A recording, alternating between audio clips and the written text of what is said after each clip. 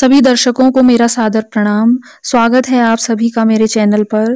तो गाइज, आप देख पा रहे हो कि पतझड़ शुरू हो गया है और थोड़े दिनों में ठिठुरने वाली ठंड शुरू होने वाली है। वैसे भी अभी ठंडा कम नहीं, बहुत ज़्यादा हो रहा है। हम लोग चूंकि हिमालय के नज़दीक रहते हैं, यहाँ तो बहुत ज़्यादा ठंड होती है। तो इस ठंड की हालत में सुबह सवेरे उठ के खाना बनाना, घर गृहस्थी के काम करना बहुत कठिन हो जाता है। तो इसी संदर्भ में आपके लिए लाई हूँ मैं कुछ टिप्स एंड ट्रिक्स जो खाना बनाने में आपके लिए हेल्पफुल होंगी और जिनका पालन मैं आए दिन अपने जीवन में करती रहती हूँ और मेरे लिए भी काफ़ी मददगार होती हैं।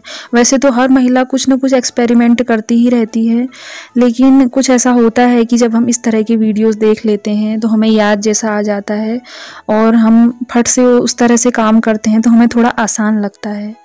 तो आइए शुरू करते हैं। तो पहली टिप है दाल बनाने को लेकर के।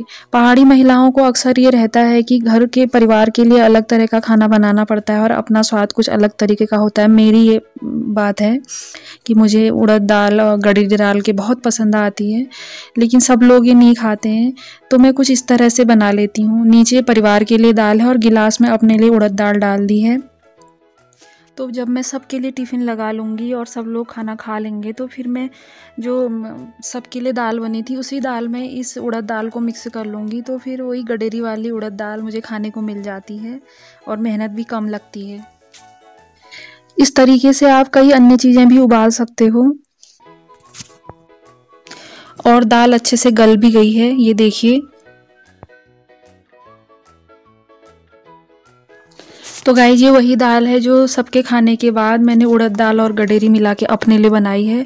स्वाद में कहीं से कहीं तक कोई कमी नहीं है, क्योंकि उड़द दाल में मसाले कम से कम ही जाते हैं। दूसरी टिप है लहसुन को लेकर के। लहसुन इन दिनों मस्ट है, हेल्थ के लिए भी, शरीर में गर्मी बनाए रखने के लिए भी। अधिकतर महिलाएं पहले से ही तैयार रखती हैं, मुझे पता है, लेकिन कभी ऐसा हो गया कि अगर तैयार ना हो तो आपको घबराने की ज़रूरत नहीं है। किसी भी चीज़ से आप ऐसे दबा के उसका छिलका आराम से अलग कर सकते हो। फिर छिलके अलग हो जाते हैं, फिर एक एक करके वो लहसुन और उसका छिलका किनारे होते जाता है। तो आप बहुत ईजीली इसका यूज़ सब्जी और दाल में कर सकते हैं।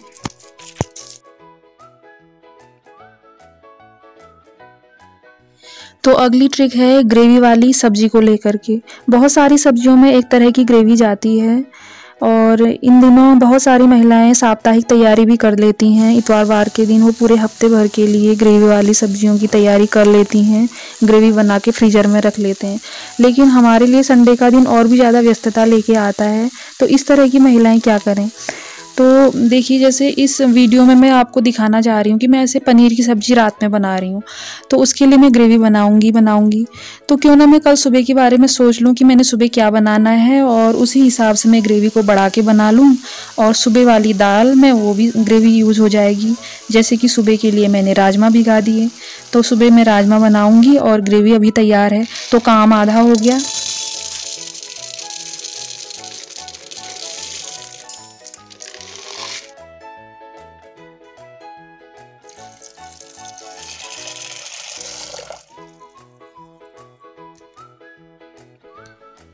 अगली टिप है सब्जियों को लेकर के।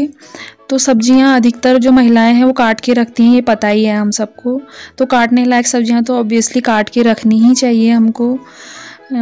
और साथ के साथ जब हम सुबह चढ़ा रहे होते हैं तो सरल किस्म की सब्जियां हमें सुबह के लिए रखनी चाहिए। और तेल के गर्म होने में जो समय लगता है ना, तो सरल सब्जियों में हम नमक वगैरह तेल के गर्म होने तक मिला लेना, तो वो टाइम भी बच जाता है। क्योंकि तेल के गर्म होने तक हम लोग कुछ करते नहीं हैं, हम खाली तेल को ही देखे रहते हैं।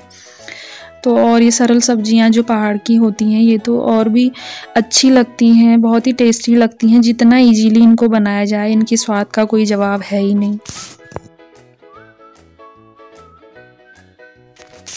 अगली ट्रिक जो बहुत कारगर है वो ये कि रोटियां ज़्यादा बनानी हो तो रोटियों के सेकने तक हम कई सारे रोटियां बेल के एक किनारे रख लें और रोटियों के सेकने तक कुछ और काम भी हो जाता है, जैसे कि टिफ़िन लगाना या कुछ भी अन्य काम, क्योंकि रोटी के सेकने में कुछ ना कुछ समय लगता ही है। गाइज, अगली जो टिप है उसका रिलेशन स्वाद से है, न कि सुविधा से।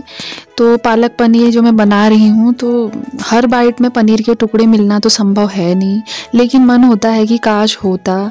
तो ऐसा तो हो नहीं सकता कि हर बाइट में हमें पनीर मिले, तो ऊपर से अगर हम मखाने मिला लेते हैं तो कुछ हद तक ये लालसा पूरी हो जाती है कि भाई पनीर न सही तो कुछ तो था, मखानों में लगभग एक लालसा जैसी पूरी हो ही जाती है।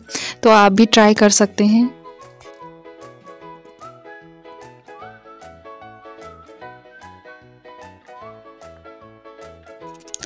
दर्शकों से उम्मीद है कि ये वीडियो उनके लिए मनोरंजक और हेल्पफुल रहेगी। मैं कोई किसी विषय की जानकार नहीं हूँ, बस एक गृहिणी हूँ साधारण सी, और चैनल के ज़रिए बस आपसे रूबरू होने का एक मौका है ये, बाकी कुछ खास नहीं।